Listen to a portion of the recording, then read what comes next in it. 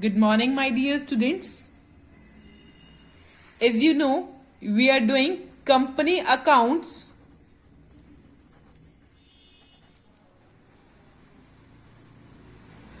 Issue of shares. Company accounts, issue of share.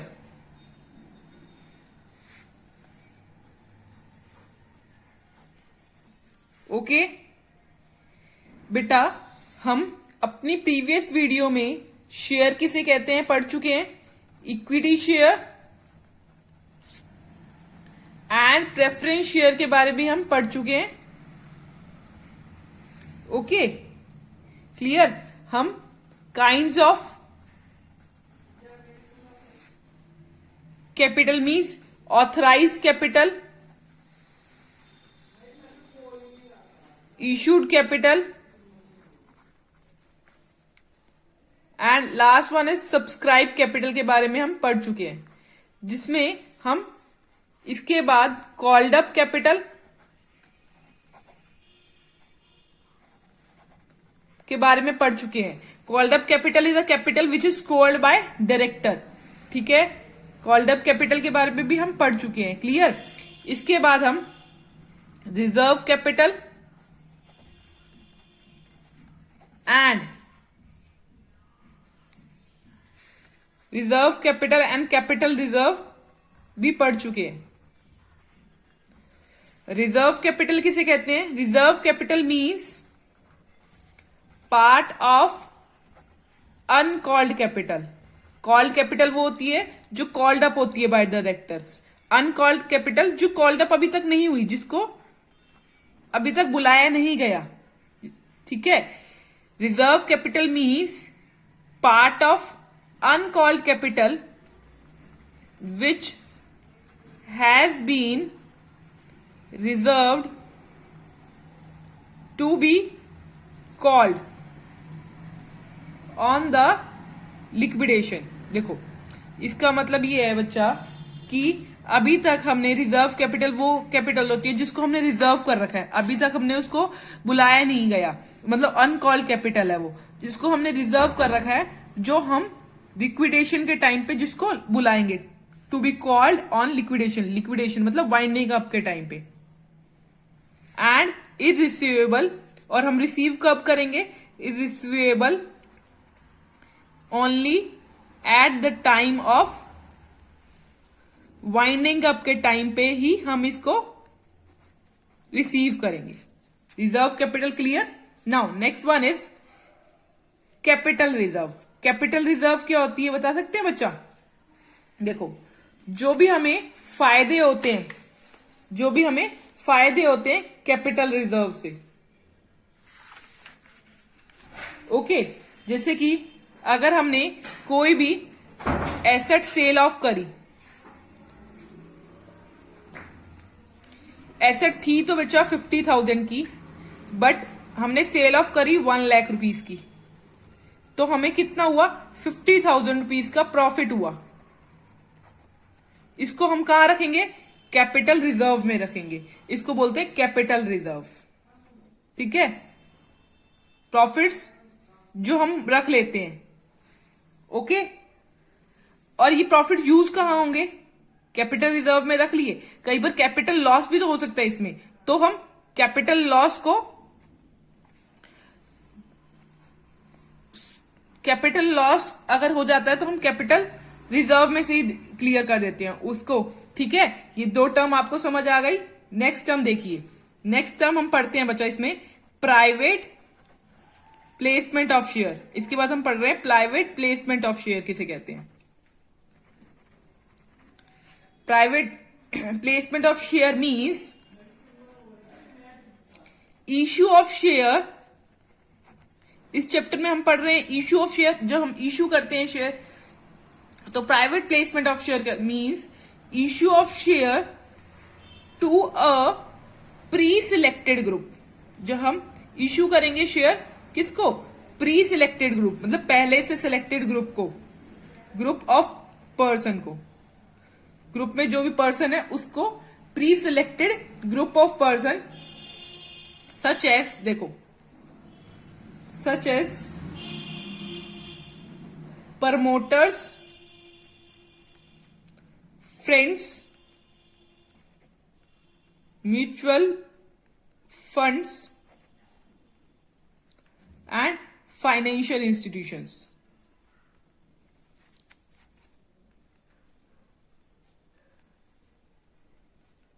Etcetera.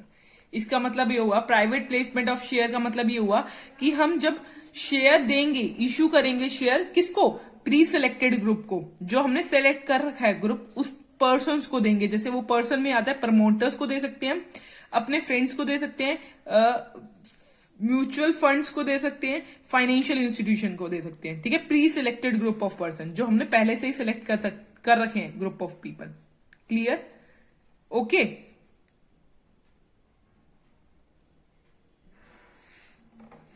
इसके बाद देखिए टर्म है मिनिमम सब्सक्रिप्शन। मिनिमम सब्सक्रिप्शन, अब हमने सब्सक्रिप्शन वर्ड पढ़ा था, हमने सब्सक्राइब कैपिटल में से सब्सक्रिप्शन वर्ड पढ़ा था। क्लियर? तो कितनी मिनिमम सब्सक्रिप्शन होनी चाहिए? ठीक है, कितनी मिनिमम सब्सक्रिप्शन होनी चाहिए बाय द पब्लिक? ठीक है, मिनिमम, इसका मतलब होगा मिनिमम, कम से कम minimum amount that must be minimum amount that must be subscribed by public. Minimum amount that must be subscribed by public. Okay, that is 90% of entire issue. ये देखिए, मैं अब इसको आपको एग्जाम्पल के थ्रू समझाती हूँ। देखो, इश्यू करी हमने 50,000 हमने इशू करी, जिसमें से अब पब्लिक ने अगर इसका, देखो इसका जो 90% है वो देखो कितना आना चाहिए। देखो पहले ये देखो 45,000, 90% आना चाहिए। तो मिनिमम सब्सक्रिप्शन, ये तो इशूड है, ये इशूड कैपिटल है, तो मिनिमम सब्सक्रिप्शन जो है हमारा 45% है। इशूड कैपिटल, तो इशू करे हमने 50,000, तो सब्सक्राइब कैपिटल जिसमें पब्लिक ने कितने सब्सक्राइब करे, अगर पब्लिक ने 40,000 शेयर सब्सक्राइब करे तो ये कंपनी सब्सक्राइब नहीं कर सकती, क्योंकि ये मिनिमम सब्सक्रिप्शन से कम है, तो इसके शेयर्स सब्सक्राइब नहीं होंगे। ये सारे कंपनी बैक लेने पड़ेंगे कंपनी को शेयर्स। ठीक है, अगर 47,000 होते हैं शेयर्स, पब्लिक जो है कंपनी के 47,000 शेयर्स सब्सक्राइब कर देती है, तो नो प्रॉब्लम, क्योंकि मिनिमम सब्सक्रिप्शन 45,000 था और 2,000 शेयर्स ज्यादा ही लिए हैं पब्लिक ने। तो 45,000 से कम अगर सब्सक्रिप्शन होगी तो कंपनी को सारे शेयर्स अपने मार्केट से बैक लेने पड़ेंगे। तो मिनिमम सब्सक्रिप्शन होनी चाहिए, मतलब 90% सब्सक्रिप्शन होनी चाहिए। समझ आया? 90% सब्सक्रिप्शन होनी चाहिए। क्लियर? ओके, नेक्स्ट टर्म है राइट इश्यू ऑफ शेयर। हमने राइट इश्यू ऑफ शेयर पढ़ रहे हैं। राइट इश्यू ऑफ शेयर का मतलब क्या होता है? एग्जिस्टिंग शेयर होल्डर्स को, जो हमारे एग्जिस्टिंग मतलब पुराने शेयर होल्डर है ना, उनको ही अपने शेयर ऑफर कर दो। क्या होगा? शेयर जब हम ऑफर करेंगे, share offer to existing share in a fix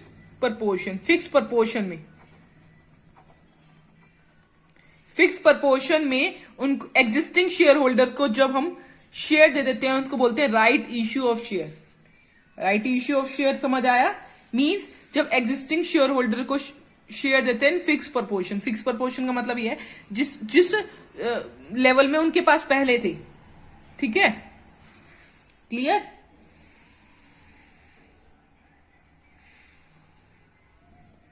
okay, next term is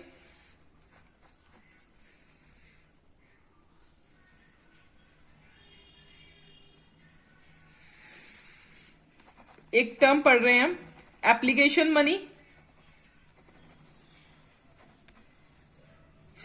share on allotment, ये टर्म आपको पता होनी चाहिए, और कॉल ऑन शेयर्स। देखो एप्लीकेशन मनी क्या होती है? Application money is the amount which an applicant is required to deposit with banker of the company along with application form. Application money वो मनी होती है जब जो हम बैंकर के पास जमा करवा देते हैं एप्लीकेशन फॉर्म के साथ। इस वजह से हमारी पहली एंट्री होती है bank account debit to share application account. Clear? वो अमाउंट होती है जो एप्लीकेंट जो है वो डिपॉजिट करवा देते हैं बैंकर के पास एप्लीकेशन फॉर्म के साथ। अभी हमारे शेयर होल्डर नहीं बने, ये हमारे लिए एप्लीकेंट है। ठीक है। अब शेयर ऑन अलॉटमेंट का मतलब क्या है? इसमें हम क्या करते हैं, शेयर ऑन अलॉटमेंट का मतलब जो एप्लीकेशन जिस बंदों ने दी है उनको शेयर अलॉट करते हैं। Okay. Accepting the offer of applicant for purchase of share, जिन्होंने यहां पर एप्लीकेशन दी उनको यहां पर क्या करेंगे, शेयर के अलॉटमेंट करेंगे। ओके। जब अलॉटमेंट उनको हो जाती है, या तो एप्लीकेंट है वो शेयर होल्डर बन जाते हैं, यहां पर क्या बन जाते हैं, वो शेयर होल्डर बन जाते हैं। ओके। अब call on share, allotment money देने के बाद कॉल ऑन शेयर। ठीक है, कॉल ऑन शेयर जब सारी अमाउंट एप्लीकेशन पे और अलॉटमेंट में तो पेड हो नहीं जोती, जो अनबैलेंस रह, जैसे अब 10 रुपीज का था, 5 रुपीज इस टाइम दे दिए, 3 रुपीज इस टाइम दे दिए, 2 रुपीज अभी भी बच गए, तो कॉल ऑन शेयर मतलब जब हम कॉल करेंगे शेयर्स की अमाउंट 2 रुपीज, जो अनपेड बैलेंस रह गया, जो 2 रुपए अनपेड बैलेंस रह गया, उसको डिमांड करते हैं, वो होता है कॉल ऑन शेयर। क्लियर? ठीक है। अब इसी में आता है बच्चा अंडर सब्सक्रिप्शन भी वर्ड, और एक होता है ओवर सब्सक्रिप्शन। अंडर सब्सक्रिप्शन और यहां होता है एक ओवर सब्सक्रिप्शन। ये टर्म भी समझनी बहुत इंपॉर्टेंट है, इस पे भी क्वेश्चन आ सकता है आपका। Under subscription, under subscription means when number of share applied for is less than number of share offered for issue। देखो इस लाइन से ही समझ आ जाएगा आपको। Number of share applied for, जितने हमने अप्लाई करें, is less than number of share issue. जैसे अब शेयर इशू थे, जैसे अब यहां इशू यहीं लगा लो, शेयर इशू थे 50,000। ठीक है, number of share offered for issue 50,000 थे, बट जो अप्लाइड करे वो लेस थे, मतलब अप्लाइड हुए, जैसे पब्लिक ने अप्लाई करे 47,000, तो ये अंडर सब्सक्रिप्शन हुआ। ठीक है। अब इसमें 50,000 शेयर थे, 50,000 से ज्यादा एप्लीकेशन आई, मतलब 70,000 की एप्लीकेशन आई, मतलब 20,000 ज्यादा की आई, तो इसको बोलते हैं ओवर सब्सक्रिप्शन। इसमें होएगा number of share applied for, number of share applied for is more than the number of share offered for issue. जैसे बच्चा इसमें आपको समझ जाना चाहिए, इशू हमारे कितने हुए 50,000, बट अपने अप्लाई कितने के लिए 70,000 के लिए करा, मतलब ज्यादा के लिए। Number of share applied for is more than, ये मोर देन इशू, इशू इतने थे उसके लिए इससे ज्यादा के लिए अप्लाई करा। ठीक है। देख number of share applied for is less than number of share issue, issue इतने थे, इशू इतने हुए थे, बट हमने अप्लाई 47 के लिए। ये अंडर सब्सक्रिप्शन होते हैं, ये ओवर सब्सक्रिप्शन होता है। ठीक है, ये अंडर सब्सक्रिप्शन होता है, ओवर सब्सक्रिप्शन होता है। क्लियर? अंडर सब्सक्रिप्शन में अगर आप कुछ भी अब आगे करोगे तो 50,000 के शेयर्स पे नहीं करोगे, मतलब आपको एप्लीकेशन जो 50,000 की शेयर्स की नहीं मिली, आपको जो एंट्रीज करनी पड़ेंगी 47,000 पे ही करोगे। समझे? देखो मैं आपको इसके अंडर सब्सक्रिप्शन की एंट्री करके दिखाती हूं। अब आप एंट्री करोगे तो क्या करोगे, देखो आपकी पहली एंट्री होगी bank account debit to share application account. अब देखो शेयर एप्लीकेशन अकाउंट, अब आपको एप्लीकेशन जो है 50,000 नहीं मिली, आपको मिली है 47,000 शेयर्स पे एप्लीकेशन मिली है। ठीक है, अब अगर हम ये देखें, अच्छा देखो 10 रुपीज थे, इसको हमने डिवाइड कर रखा है 352, एप्लीकेशन मनी 3 रुपीज थी। तो अगर हम 3 रुपीज पे देखें 47,000, तो यहां पर ये अमाउंट आएगी 47,000 पे आएगी, 50,000 पे नहीं आएगी। जैसे अब आप क्या करते पहले 50,000 लेके मल्टीप्लाइड बाय 3 करते, ये नहीं आएगा क्योंकि हमारी इतने ही हैं शेयर्स, 47,000 के शेयर्स की अमाउंट आएगी, 47,000 मल्टीप्लाइड बाय 3 करके यहां दोनों जगह यही अमाउंट आएगी। ठीक है, अब नेक्स्ट टर्म में करोगे share application account debit to share equity share capital account, equity share capital account. अब हमने एप्लीकेट को अलॉट कर दिए, ठीक है ना, इक्विटी शेयर अलॉटमेंट अकाउंट, तो यहां पर 47,000 के हिसाब से पैसा आएगा। This term clear? देखो अब ओवर सब्सक्रिप्शन में क्या होता है, ओवर में क्या हुआ 50,000 थे जिसमें से 50,000 इशू थे जिसमें 70,000 ने दे दिया, पैसा कितना आया 70,000 का आया एप्लीकेशन के टाइम पे। तो इसकी एंट्री देखो, इसकी एंट्री में होगा bank account debit to share application account.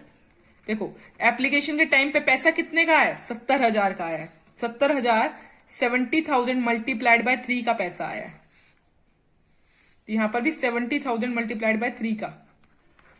Clear? अब नेक्स्ट एंट्री में देखो share application account debit to equity share. अब ये वाली एंट्री में कुछ कमाल होगा, देखो 70,000 का पैसा आया था 3। देखो अब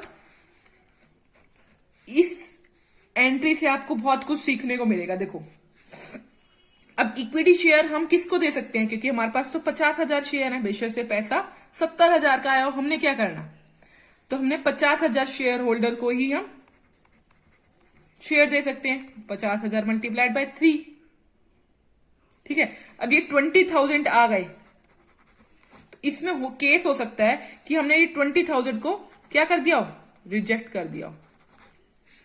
एक केस होता है पहला रिजेक्ट का, जो जिसकी एंट्री हम करेंगे टू रिजेक्ट की entry, clear, to bank account करके इसका पैसा वापस दे देंगे, कितना 20 मल्टीप्लाइड बाय 3 रुपए के अकॉर्डिंग वापस दे देंगे। अब देखो अगर आप देखोगे यहां पर तो आपका ये दोनों साइड इक्वल हो गई होंगी।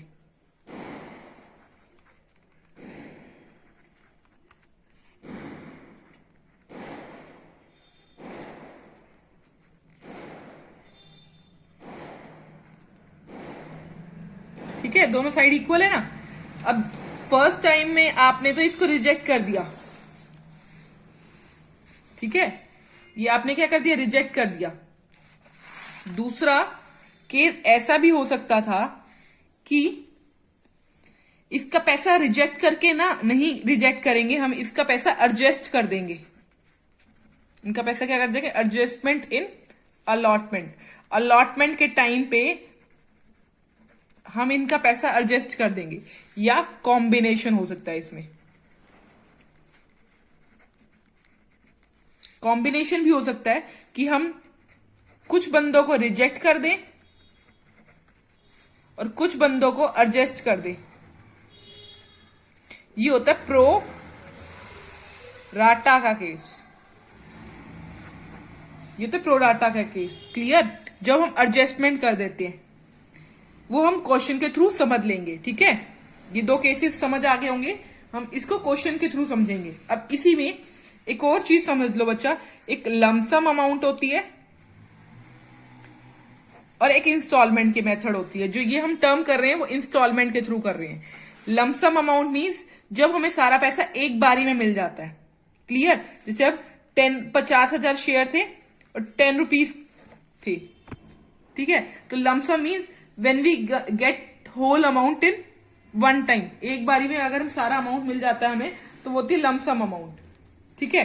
अब देखो उसकी एंट्री बहुत सिंपल होती है, तो वो करते हैं bank account debit to share application account, सीधे ही हमें 50,000 मल्टीप्लाइड बाय 10 की एंट्री करनी है, और सेम ही हम शेयर एप्लीकेशन अकाउंट की में भी आ जाएगी entry to equity share capital account. ये तो सिंपल एंट्री थी, ये लमसम अमाउंट की एंट्री आपको समझ आ गई। देखो अब लमसम अमाउंट में 2 रुपीज अगर प्रीमियम भी दे रखा हो तो आप क्या करोगे? 2 rupees premium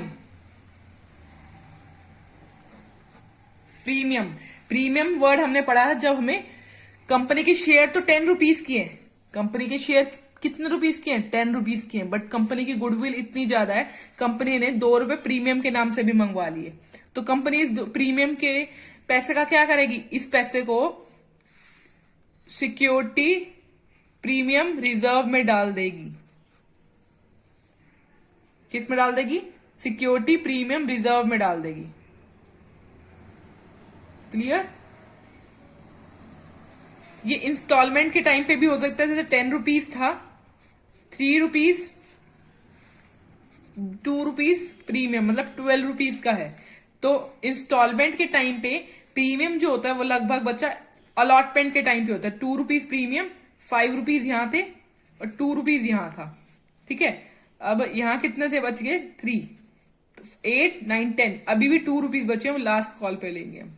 second call, first call के बाद सेकेंड कॉल आती है, ठीक है। ये अलॉटमेंट के टाइम पे हम प्रीमियम की अमाउंट ले रहे हैं। इसकी एंट्री भी सीख लीजिए। देखो एंट्री होगी bank account debit to share application account, next entry में share application account debit to equity share capital account. इसमें तो कोई भी प्रॉब्लम नहीं है, 50,000 शेयर थे जिसमें 3 थे, तो 50,000 मल्टीप्लाइड बाय 3 रुपीज, ये सारी जगह वही एंट्रीज हो जाएंगी, ठीक है। अब मैं आपको ये वाली एंट्री सिखा रही थी ना, ये सीखो। Share allotment account debit to equity share capital account, यहां पर यही एंट्री है।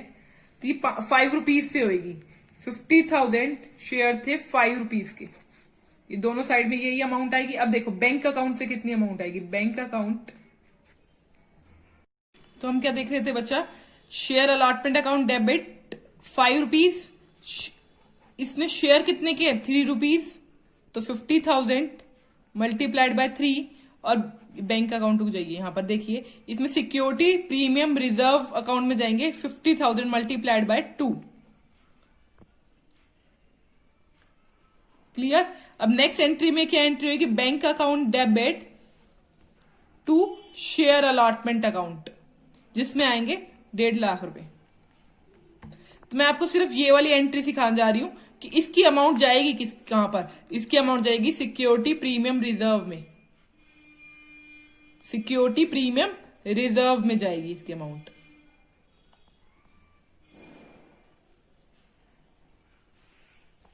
इंक्लूडिंग प्रीमियम है ना बच्चा यहां पर, तो सिक्योरिटी प्रीमियम अकाउंट में रिजर्व के टाइम पे, मतलब जब ड्यू करेंगे जब ही हम डाल देंगे। ओके, ये टर्म क्लियर हो गई बच्चा? प्रीमियम की एंट्री भी आपको समझ आ गई है। और प्रोराटा का केस समझ आया बच्चा? जब ओवर सब्सक्रिप्शन होता है, 50,000 के शेयर हो और 70,000 की एप्लीकेशन आ गई हो, जब सीधा रिजेक्शन कह रखा हो, फर्स्ट केस होता है जब कई बार हमें रिजेक्शन कह दिया तो हम रिजेक्ट करके सीधी बैंक अकाउंट से वो पैसा वापस कर देंगे।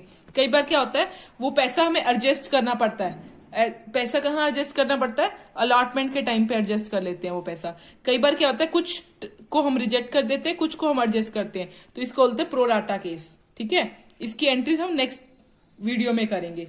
इससे पहले आपको एक और टर्म पता होनी चाहिए जो है call in arrear and call in advance. ठीक है, ये टर्म्स समझा रही हूं बच्चा, बस मैं आपको इस बार अगली वीडियो में हम इन सारों के क्वेश्चन करेंगे। ठीक है, पहला क्वेश्चन हम किस पे करेंगे, हम अंडर सब्सक्रिप्शन पे करेंगे, फिर ओवर सब्सक्रिप्शन पे करेंगे, उसके बाद उसके केसेस देखेंगे, फिर अब बस मैं आपको टर्म समझा रही हूँ, थ्योरी पोर्शन कर रहे हैं अभी हम। ठीक है, थोड़ा बहुत समझा रही हूं मैं आपको। अब है call in arrear, call in arrear. देखो, कॉल इन एरियर का मतलब जब जो शेयर होल्डर है ना बच्चा, वो क्या हो जाता है, फेल करता है। जो शेयर होल्डर जो है वो फेल करता है टू पे कॉल्ड अप अलॉटमेंट। देखो, अब देखो उसने एप्लीकेशन के टाइम पे पैसे तो भर दिए होंगे, जब भी तो वो शेयर होल्डर बना। कॉल इन एरियर का मतलब जब उसने अलॉटमेंट के टाइम पे हमने पैसा तो ड्यू कर दिया उसके नाम से, बट उसने ना हमें पे ऑफ नहीं करे, तो शेयर होल्डर फेल टू पे कॉल्ड अप अलॉटमेंट। ठीक है, या अलॉटमेंट भी हो सकती है, वो कॉल इन एरर भी हो सकता है, कॉल मनी भी हो सकता है, मतलब फर्स्ट कॉल भी हो सकती है। इसका मेन ये है money not paid. Call in error का मतलब हमारी जो अमाउंट है एरर में, उसने पे ऑफ नहीं करी।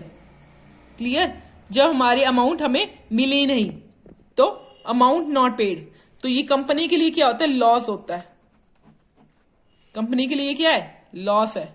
ओके, देखो उसके बाद देखो call in advance. Call in advance के नाम से पता चलता है कोई पैसा आपको एडवांस में मिल गया हो। ठीक है, जैसे आपको अलॉटमेंट के टाइम पे ही फर्स्ट कॉल का पैसा मिल गया, फर्स्ट कॉल के 2 रुपए आपको अलॉटमेंट के टाइम पे ही मिल गए, तो ये कॉल इन एडवांस हो गया। मतलब फर्स्ट कॉल के पैसे अलॉटमेंट के टाइम पे ही मिल गए। ठीक है, इसका मतलब देखो, when a company accepts money paid by some of shareholder, कोई शेयर होल्डर है जिसने पे कर दिया एडवांस में। When a company accept money paid by some of the share holder for the calls not due, मतलब हमने due की entry नहीं करी, such amount is called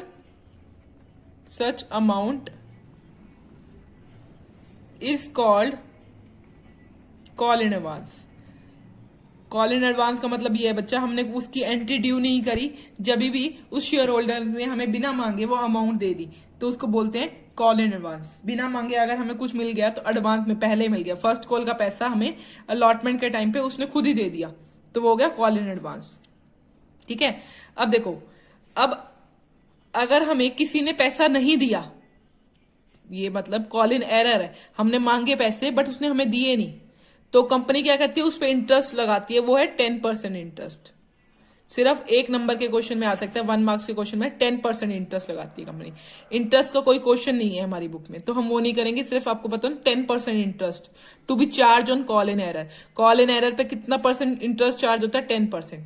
ठीक है, अब कॉल इन एडवांस, अगर हमें किसी ने पैसा एडवांस में दे दिया तो उसको कोई फायदा तो होगा, ये ऐसे थोड़ी ना देगा वो। ठीक है, कोई फायदा होगा, क्या होगा, उसको कंपनी 12% इंटरेस्ट पर एनम पे भी करती है। क्लियर, नाउ एक और है sweat equity share. Sweat equity share is a share, sweat equity share वो शेयर होते हैं जो इश्यूड होते हैं to employees of a company. Company के एम्प्लॉयज को इश्यू करेंगे at discount. Sweat equity share समझ आया बच्चा, नॉर्मल है। Sweat equity share is a share issued to the employees of the company at discount.